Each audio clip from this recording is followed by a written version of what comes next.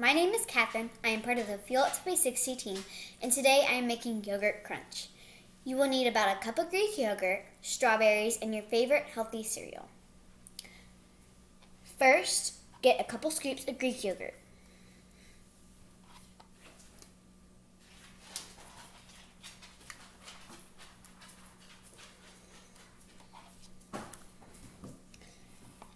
Now, get your strawberries. So I have already cut up my strawberries into pieces.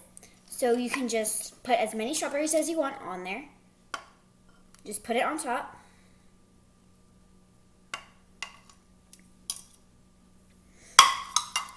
Lastly, you can grab your cereal and you can crunch it up or just place it on there and just put it on top.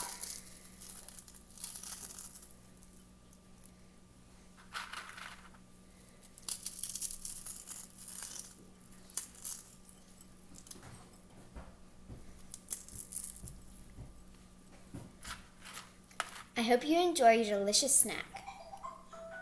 Thank you for watching. Bye.